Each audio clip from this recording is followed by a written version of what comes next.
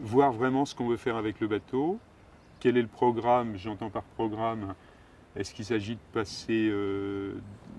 passer des nuits à bord, de passer toutes ses vacances en dormant sur le bateau, à combien de personnes, est-ce qu'on a envie de faire un programme ambitieux en termes de navigation, c'est-à-dire aller en Angleterre, en Irlande, en Corse, ou faire uniquement un programme de navigation autour de la Bretagne Sud avec uniquement des étapes diurnes en naviguant quelques heures par jour.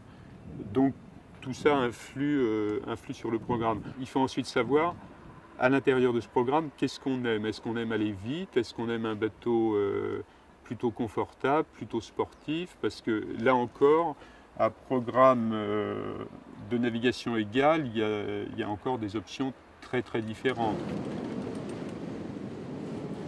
Il y aura peut-être quelques petites choses à changer, un carénage à faire, des voiles à renouveler si on est un petit peu exigeant en termes de niveau de performance, de l'électronique peut-être à revoir, une place de port plus coûteuse que prévu, donc c'est important de se garder un peu de marge. On n'est pas obligé d'acheter un bateau qui vaut l'intégralité de son budget, quoi. On dit toujours qu'il vaut mieux avoir un bateau un petit peu plus petit, un petit peu moins prestigieux éventuellement, mais avoir les moyens d'en profiter en lui mettant ce qu'il y a de mieux dessus, en n'étant pas à rabioter sur tous les bouts.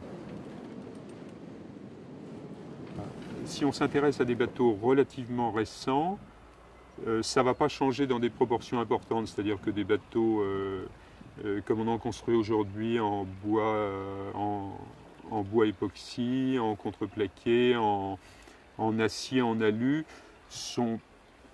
dans un premier temps, l'entretien n'est pas fondamentalement différent de celui d'un bateau en stratifié. En revanche, si on s'intéresse à des unités plus anciennes, il y a un entretien annuel qui va se chiffrer à la fois en temps et en argent qu'il faudra prévoir, et souvent une remise à niveau importante du bateau si ça n'a pas déjà été fait.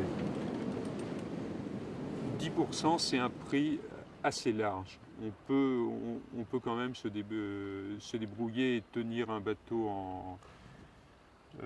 en état de marche très convenable, en profiter bien, ne pas le laisser se déprécier en étant nettement en dessous de cette valeur.